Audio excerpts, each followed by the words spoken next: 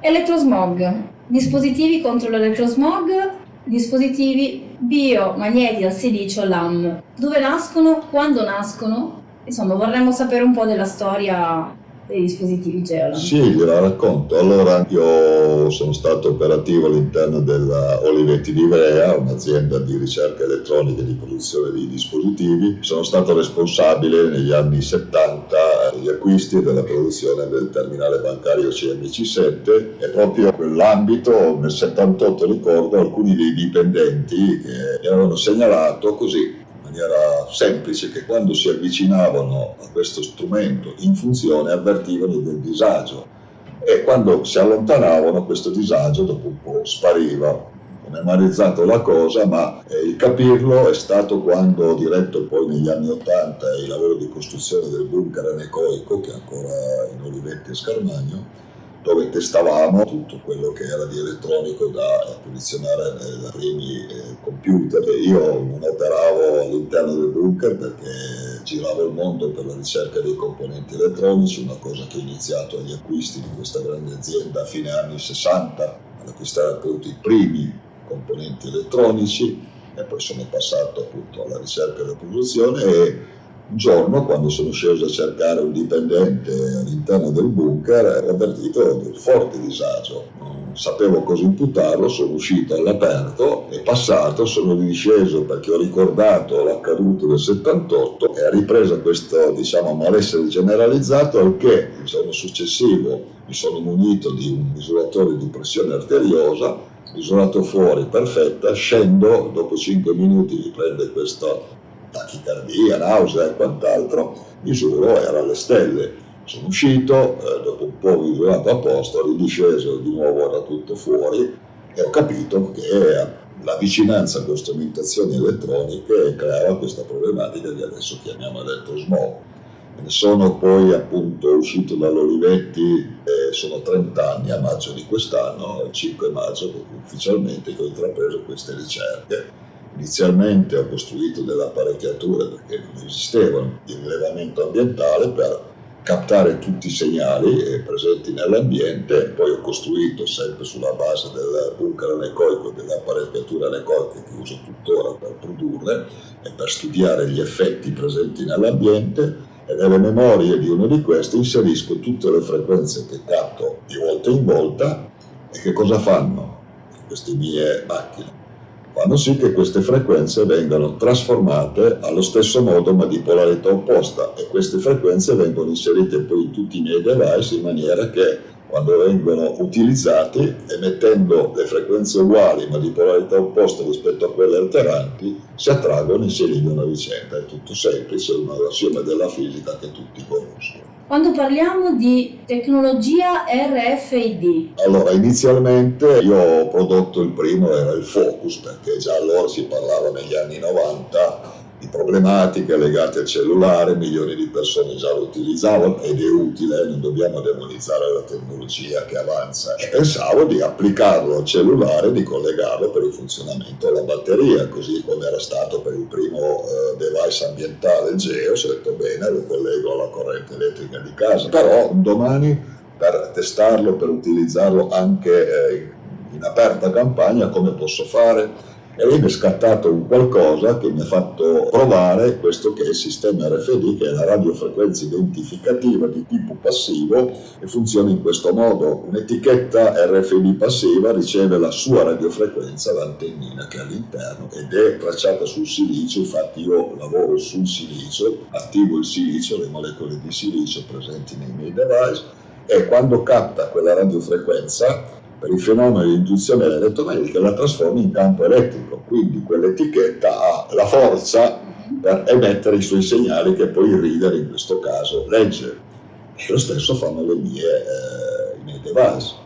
Chiaramente per poter reperire le radiofrequenze ho dovuto passare 3 anni in alta montagna, dove ancora adesso in quella zona si ricevono solo i segnali artificiali dei satelliti che il mio sistema già eliminava, e ho ricavato attraverso un radiotelescopio collegato ai miei computer miliardi di radiofrequenze fintanto che mi sono accertato che 157 di queste erano sempre presenti e lo sono ancora tuttora, perché faccio un controllo costante del perché, valutando che poteva essere che queste radiofrequenze fossero presenti solo nell'emisfero nord, ma non nell'emisfero sud. Mi sono portato in Johannesburg per un paio di mesi, ho fatto lo stesso controllo e di quelle 157 ne ho trovate 88 che ci sono anche in quell'emisfero, per cui i miei device funzionano dal polo nord al polo sud. Adesso controllo sempre che ci siano, come dicevo, quelle 157 radiofrequenze, ma non mi limito, non vado più a Johannesburg, produco un qualcosa su quelle 88, li invio a una dottoressa di Johannesburg, la quale testa delle persone se hanno delle alterazioni elettriche, poi applica il device. Se vengono a essere riequilibrati vuol dire che il device funziona. Per funzionare lo fa perché riceve la radiofrequenza. Io ero un po' restio ad accettare quel tipo di discorso. Le geopatie, io ero un po' restio quando ero in Olivetti, quando sono uscito e ho iniziato le ricerche. Qualcuno ha detto: guarda che esistono anche le geopatie. Ho detto: ma cosa sono? Perché venivo da quel mondo tecnologico elettronico, e invece esistono. Ho fatto delle prove anche lungo il naviglio di Ivrea con una strumentazione mia per vedere se la velocizzazione dell'acqua emetteva più cariche elettrostatiche sempre più in alto, e in effetti è così. Quindi io capto tutto quello che è di alterante. Le mie macchine lo riconoscono e creano, come ho detto prima, gli uguali per la rete opposta. È tutto semplice. I biomagneti al silicio, vediamo, si dividono in due grosse categorie, che sono i dispositivi ad uso personale e quelli ad uso ambientale. Sì, principalmente ci sono il Focus, che come dico agisce solo riguardo l'elettrosmog artificiale, mentre invece ad esempio il Transmission, il Totus e l'All-Sans, che sono in scaletta, il primo è stato il Transmission, migliorativo il Totus, adesso è ancora più l'All-Sans, perché man mano che nascono nuove frequenze alteranti li inseriamo, non potevamo saperlo prima, giustamente. Quelli si usano a livello personale, mentre invece ci sono quelli ad uso ambientale. Siamo partiti dal GEOS, ma il migliorativo è stato il Combi Plus, con cui ho bonificato e continuo a bonificare interi paesi, città, grandi ambienti, utilizzato in agricoltura con ampio margine positivo. Sono prove svolte dall'Alvini Clinic, l'Istituto di ricerca su malattie oncologiche e neurodegenerative, che imputando l'insorgere di queste grosse problematiche anche all'assunzione dei metalli pesanti, ha voluto testare in ambito agricolo il Combi Plus in questo caso, e poi sono state anche pubblicate a livello scientifico, e hanno notato il minor assorbimento da parte delle piante appunto di metalli pesanti. Poi abbiamo il top della gamma ambientale, che è il Purity, che si differenzia dal Combi Plus per il fatto che ha questa notevole peculiarità di far sì che, a differenza del Combi Plus, quando io esco dal raggio d'azione sono di nuovo alterato, con il Purity, anche se esco dal raggio d'azione, per 3-4 giorni conservo l'equilibrio elettrico che si è instaurato in me. La differenza sostanziale dei device ad uso ambientale rispetto a quelli ad uso personale è quella che, oltre a migliorare il sonno, la respirazione, ridurre le intolleranze alimentari, per cui si migliora l'assimilabilità del cibo, la digestione, minore ansia perché io non sono più teso, è appurato dalla medicina che più dell'80% delle problematiche che si instaurano nell'essere umano sono dovute proprio all'elettrosmog, e questo lo dice l'OMS, lo dicono enti di ricerca riconosciuti a livello mondiale. Ecco, come dicevo, la differenza del Combi Plus e del Purity rispetto ad uso personale è che fanno, oltre a dare il beneficio salutistico di cui ho detto, fanno anche risparmiare in maniera notevole, perché tutto l'impianto idrico si declusterizza, cioè il calcare si scioglie, per cui lavo con molto meno detersivo e inquino anche di meno. Gli alimenti durano integri minimo 2 volte tanto, perché non sono più clusterizzati, non sono più ossidati, e gli stessi alimenti cuociono prima con un risparmio che dipende dal tipo di alimento e dai contenuti, va dal 18 anche fino al 30%, e ci sono ampie documentazioni di enti, laboratori, centri di ricerca, appunto cliniche, sindaci, major. E appunto sul discorso clusterizzazione, che è stata una mia scoperta, è nato quando un gruppo di medici italiani mi hanno chiesto se poteva essere l'elettrosmog a creare problematica dell'inspessimento del sangue che si presentava in sempre maggior numero di persone. Ci ho ragionato su e sono arrivato a fare il ragionamento che poi attraverso le sperimentazioni eseguite sul vetrino con microscopio in campo scuro mi hanno dato ragione, e sono arrivato appunto a pensare, ad andare a vedere, a capire che gli eritrociti, che sono quelli che trasportano l'ossigeno all'organismo presenti nel sangue, ho scoperto che gli eritrociti che danno appunto il colore rosso al sangue lo danno perché contengono 4 atomi di ferro.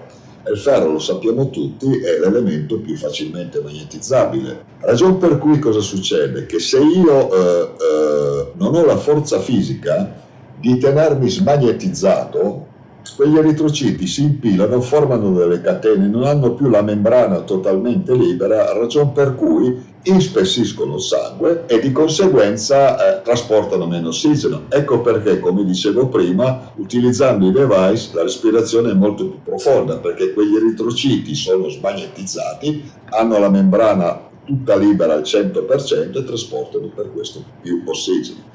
La stessa cosa avviene anche negli alimenti, e quando io, ecco prove che ho fatto sempre eseguire in laboratorio su persone intolleranti, prima senza utilizzare in quel caso, sono già anni fa, il device transmission d'uso personale, sono state rilevate le intolleranze che queste persone presentavano, poi hanno messo il device, dopo 2 ore rimisurate già qualcosa era sceso, ma dopo 7 giorni praticamente erano tutte azzerate, basta vederlo. Perché? Perché quando io assumo un alimento, questo, come dicevo prima, ha tutti gli elementi presenti in quell'alimento, tipo il magnesio, il calcio, il potassio, il fosforo, sono tutti clusterizzati, formano un grumo. Io che cosa devo fare? Devo essere in grado, avere la forza fisica di smagnetizzare quel grumo per prendere ciò di cui sono carente, tipo il calcio per le mie ossa. Magari sono già in eccesso di fosforo, mi fa male, devo cacciarlo fuori dall'organismo. Ma se io non ho la forza fisica, e purtroppo con l'aumento, non dico purtroppo perché l'aumento dell'elettrosmog è legato anche al miglioramento della tecnologia. Noi con i cellulari ci salviamo la vita, telefoniamo dappertutto, non dobbiamo, come dico sempre, demonizzare la tecnologia che avanza, anzi accettarla, seguirla, però cercare di porre rimedio ai danni che fa. Come dicevo, io devo essere in grado di smagnetizzare. Il più delle volte però questo aumento negli ultimi 40 anni del volume di elettrosmog ha fatto sì che sempre più persone, infatti aumenta stranamente sempre più il numero delle persone intolleranti, quando invece dovrebbe scendere perché c'è sempre un maggior controllo sui contenuti, sui colleranti e conservanti, perché è aumentato il volume dell'elettrosmog, quindi sempre più persone non sono in grado di smagnetizzare, di declusterizzare. Questo è il concetto di clusterizzazione e declusterizzazione che fanno tutti i miei device. Il cibo non è più clusterizzato, quindi non si ossida più. Gli alimenti, come dicevo, cuociono prima perché se non sono clusterizzati, sono sciolti, è più facile, bolle prima l'acqua e sono tutti fattori positivi.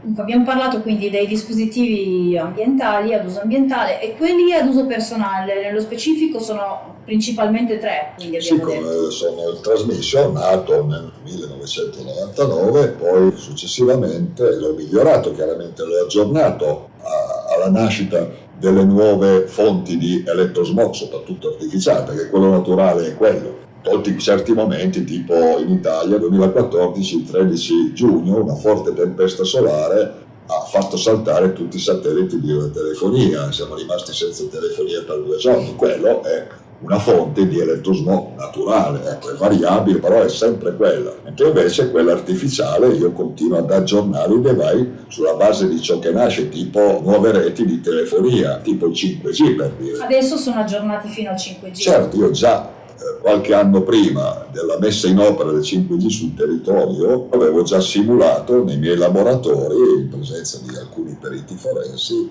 le frequenze del 5G, captandole e componendo già le uguali a polarità opposta. E lo sto già facendo per il 6G attraverso dei rilevamenti sui satelliti geostazionari di quella rete submillimetrica futura. Quindi dicevamo transmission, poi abbiamo il TOTUS che... Sì, sono migliorativi anche perché, come dicevo, nascono altre problematiche, sono problematiche anche legate a utilizzo diciamo di sostanze non propriamente equilibranti. Piano piano si vanno a esaminare le camere anecoiche, anche quelle sostanze, e si compongono sempre gli uguali a polarità opposta, per cui si vanno a spegnere quelle frequenze diciamo che possono creare qualche problema.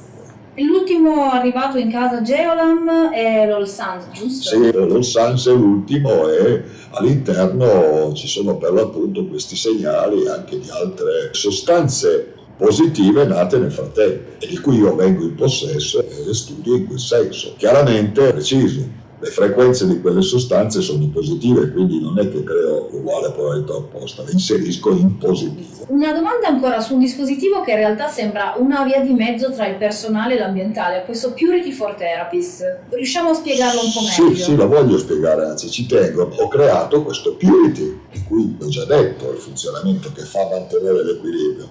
Ma all'interno io produco anche 3 device, diciamo per operatori del benessere. Sono il biolaser, che permette di anche autotrattarsi sui punti di riflessologia, poi produco quello che ho chiamato Humanus, che è un riequilibrante in pochi minuti di tutti i meridiani dell'MTC, della medicina tradizionale cinese, perché ho messo a punto questo, l'ho chiamato Global Emotion, e ho inserito una parte del funzionamento del Global Emotion anche nel Purity for Therapies.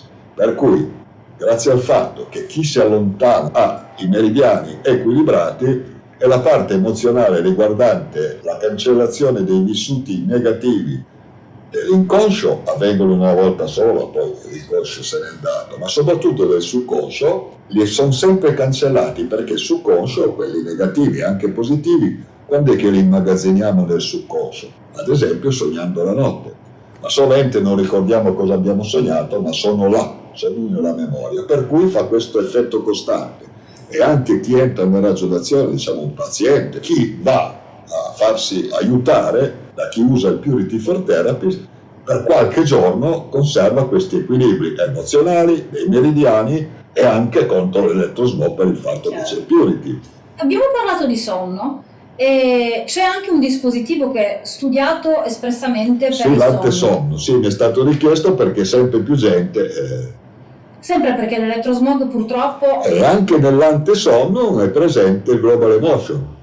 Quindi poi sono presenti altre frequenze, diciamo, di un rilassamento pre-sonno. Questa infatti, se tu hai visto, l'antesonno viene fornito in uno scatolino di alluminio, perché forse non te l'ho ancora detto, ma l'alluminio è l'elemento che impedisce il passaggio delle radiofrequenze, che lo rende non funzionante.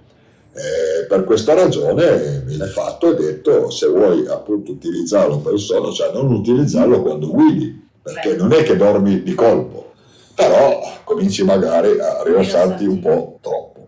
Sempre restando sui dispositivi ad uso personale, si è parlato di ossigenazione, di miglioramento della muscolatura, nel senso della minor tensione. A questo punto viene da chiedersi rispetto agli sportivi. Io ho una marea di sportivi di tutte le discipline, atletica leggera, o degli sportivi che hanno dichiarato per iscritto che sono riusciti a raggiungere i minimi e sono stati alle Olimpiadi grazie al device. Lo dicono loro, non lo dico io, ultramaratonetti, ciclisti professionisti che hanno vinto il Tour de France, il Giro d'Italia come Nibali, la Vuelta, sciatori di fama mondiale, con nazionali di biathlon di fondo, campioni di karate, un mondo. Martin Mulligan nel tennis, che è stato un grande tennista, era solo secondo all'Ever. E inizialmente saranno tutti muniti del transmission, poi c'è stato un famoso coach sportivo che ha voluto testare anche il totus. Abbiamo fatto delle prove con un rullo magnetico che usano i ciclisti, i triatleti, e si è visto che con il triatlo, ecco il motivo del perché del miglioramento delle prestazioni, che già con il transmission migliora la resa, ma calano anche i battiti cardiaci, ma con il totus diciamo 3 volte tanto. E i dispositivi, lo ricordiamo, sono anche registrati? Sì, sono registrati tutti alla Farmadati in Italia, sono vendibili in farmacia, per cui danno un peso magari ulteriore alla loro validità. Bene, Luciano, grazie mille. Questa è davvero una bella notizia, sapere che possiamo in qualche modo essere protetti da quelli che sono gli effetti dell'elettrosmog che inficiano. Mi auguro di aver fatto qualcosa di buono. Assolutamente sì, per cui ti ringraziamo tanto, grazie. Grazie a te. Grazie a te per la fiducia.